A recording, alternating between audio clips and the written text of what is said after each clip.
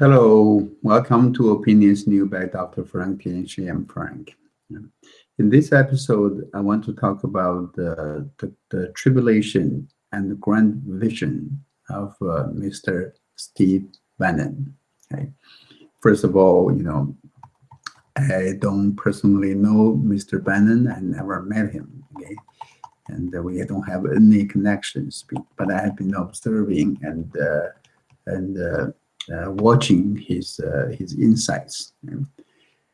Uh, I'm sure most Americans have heard about this news that Steve Bannon was arrested, okay, and was charged with some crimes, and he pleaded innocent, not guilty, and was released on bail.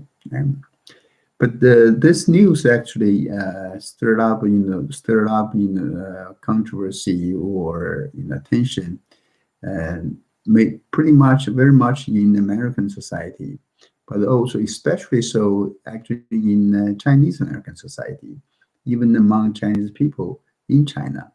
I believe this is something that the Chinese leadership also paid lots of attention to. Okay.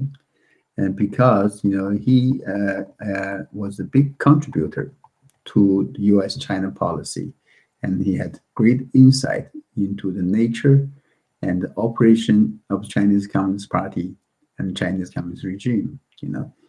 His insights, a lot of his insights and the criticism of the CCP has inspired or inspired many people, hundreds of thousands of Chinese people who have access to like YouTube or Twitter, have access to information outside of China.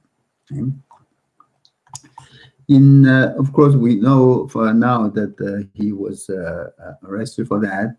He was released on bail of $500,000, $500,000. But he is not the first one among President Trump's, the top aides or his circle of advisors. He's actually the sixth person, right?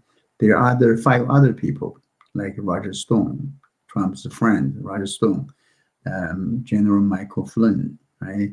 Rick Gates, Paul Manafort, the campaign manager of Trump, and Michael Cohen, the personal attorney of President Trump. But the other five were all, of course, arrested or charged with the investigation by independent counsel Mueller, right? And also, we also know that Flynn, many of them were, were found to be they were pardoned by President Trump. Okay? The thing is, the accusation to Bannon is mostly wire fraud and money laundering, and the crime. So the accusation is that from December 2018 on, they were under the name of We Build the Wall under the banner of building the wall in the southern border. The group, Bannon and the other guys, one of them is a veteran, triple amputated veteran, and they raised $25 million, and some part of the money was used for private use for individuals for personal gain. Right? And Attorney General Barr knew about this investigation. And as to President Trump's reaction, we have seen that he felt that he said he feels sorry, but he hadn't talked to Bannon for quite some time. Trump does not like the project. The project is for showing off, right? Because that wall, according to Trump, is not something that a private group can just manage or build. Right? We have to understand the background of this. Of course, build the wall, and let Mexico pay for it. That was a campaign promise by Trump in his 2016, before his 2016 election. Right? And then after he took office, he started to fulfill his job promise and start to build wall. But the Congress, did not give him the money. Right? It was under such circumstance that this gentleman, I think, make sure his name is right, Brian Colfage, right? Brian Colfage. And he, the veteran, he actually started together with Bannon and others, started this fundraising, GoFundMe, website. Right? They soon raised a lot of money, raised $25 million, and then that's when Trump did not have the money to build the wall. And then later on, we knew that Trump did find the money from his military budget, because this is a national security threat. He used the military money to build the wall. Now the wall is largely built, 350 miles built so far, I believe. And by end of this year, about 500 miles will be built. Plus, the existing walls and everything is probably almost complete. So with the government that started the building, that money became, so what do they do with the money? Really, you can't just turn this over to the U.S. government. They raised money because they promised people, hundreds of thousands of people making donations for small amount donations in the hundreds of dollars, maybe, because for so many people. So what did they do? So they turned this over to a nonprofit organization. One nonprofit organization was Bannon's organization. Right? And I think that one of the accusation is that Ms. Colfage's wife, who helped with the PR and other work, took lots of money, took some money from that, took a salary, took money. So that's a broken promise. That broke the promise of not using money on individuals. And well, this is something I think will be hotly debated in court as the case unfolds in the future. As to whether this is considered 100% for the wall, or is part of operational activities, fundraising activities. Is that part of the 100% toward the wall, or do you expect these people all work as volunteers? There'll be many issues debated.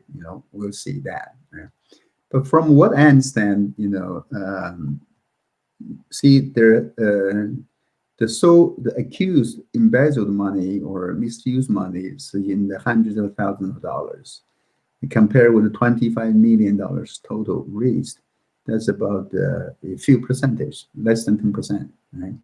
But what about the other nonprofit organizations? What's the normal percentage of other organizations, nonprofits, that spend the money on things not for the major cause, but for its operation and fundraising? There's data from an organization called the Charity Navigator. Right? Charity Navigator. I got it from a friend of mine, Twitter friend of mine. From their research, a typical nonprofit organization would use 75% of money on its mission, on whatever it's supposed to do. Heart research, research on heart, hunger, relief hunger, or these other diseases, whatever the cause is, right? And they will use 15% on management and operation overhead, and the 10% on raising the money, because the nonprofit need to continue to operate. So they spend 10% on raising the money, 15% on the run it, and the 75% on the actual purpose. That's the normal distribution. So if you look at the Trump's plan, Trump's nonprofit and the Colfage, the whole project here, they have here, the fund used on the wall is 96%. only 4% is used on operations and fundraising. So it seemed to me it's not bad at all, right? And we'll see. But I'm not making the judgment here, so we'll see, right? Now let's talk about Steve Bannon. I think this guy. I think this is one of the greatest strategists in America today. Okay? And he has a very rich and colorful personal experience. Is an admirable experience. He was a media executive, right? He's a political strategist. He's an investment banker and the former executive chairman of Breitbart News that we all know. And of course, above all, he was the White House chief strategist in Trump administration for the first 7 months in that. Right? And he was actually, I've been observing his analysis and speech on global affairs, U.S. relationship with European countries, with the EUs, with Great Britain. Right? I think it's very insightful to me. I'm more particularly interested in or appreciate his analysis on China. Okay? Chinese government, Chinese Communist Party, the Chinese regime, the Chinese oppression on these Chinese dissidents, Falun Gong practitioners, persecution of Falun Gong practitioners, organ harvesting in China, concentration camp on Uyghurs, and underground Christians, everything. Right? And he understood China and understood the Chinese Communist Party the best among all the scholars, strategists, consultants, advisors to the president. I think even so-called China experts. I think he has either a person from China, mainland China, but living in America for 3 decades, and then in academic now, and doing research, a lot of my research and writing, my book on China. I can tell you, this guy is brilliant.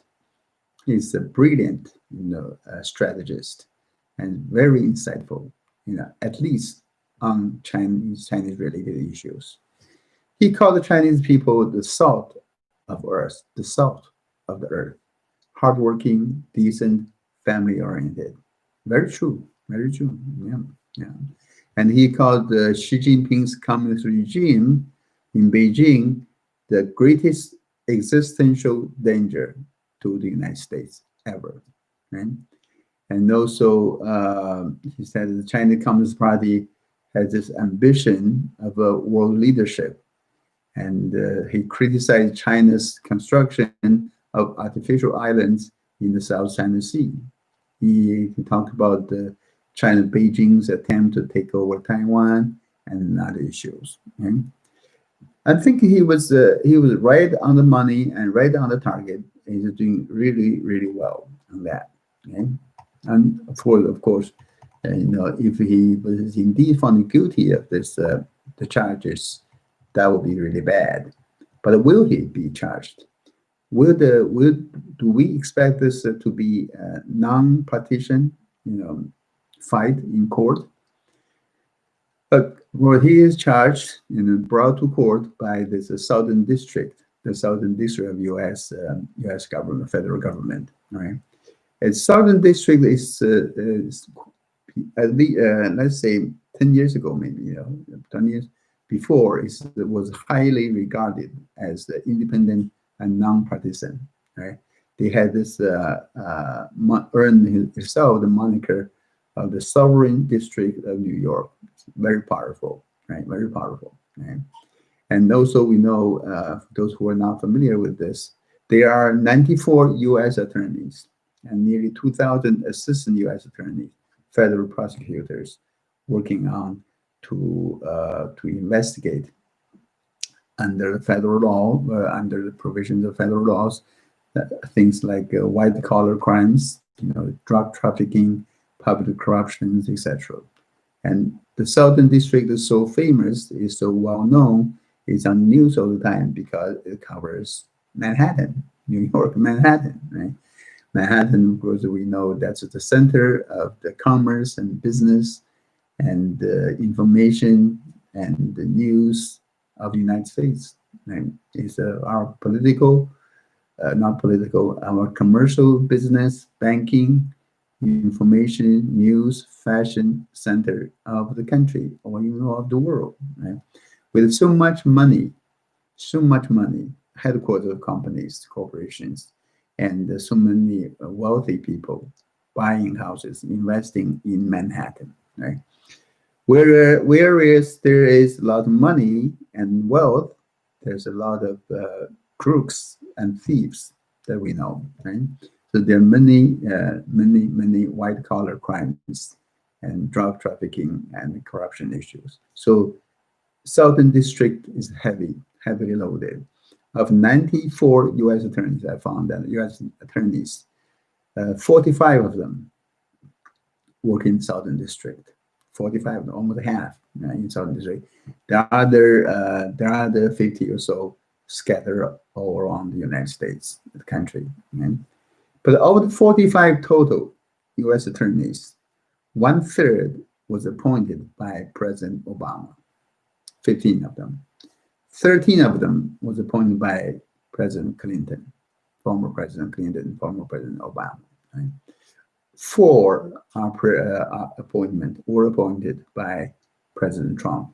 There are two that are pending, and there are two more vacant positions right there. Right? I hope Southern District is independent and fair and non-partisan. But is it? I think this is just a question. I'm raising the question. Many have shown, many have expressed that it's kind of a petition now. You look at their opinions and look at the people they prosecuted, and we'll see. But I'm sure I have strong confidence in our justice system, even if the court is making some decisions unfairly or on political basis. We have an appeal court, right? Appellate court, and then we have Supreme Court. So we can let that, the justice system of the United States pan out on this case. We want to see that, right? But my point here is, even though no matter what the outcome may be, this incident or this accusation is a personal tribulation of Stephen Bannon. He's a talented, great strategist. Right? I think this is most important strategist on China issues, because China and Chinese Communist Party and Chinese regime is aggression on the United States, on the world, and its mishandling of the pandemic that all makes China the greatest threat to the freedom of the world, to the people of the world. Therefore, as a strategist at this point, that can shed light on these issues with China, can give the president, even though he's not in the White House, he's the president and American people, the insight, the wisdom, and the thorough analysis. His legacy or his grand vision will survive, his court ordeal. So we will see what's coming up next. Okay, that's all I have for this episode of Opinions Due by Dr. Frank Tianshi. I'll see you next time. Bye.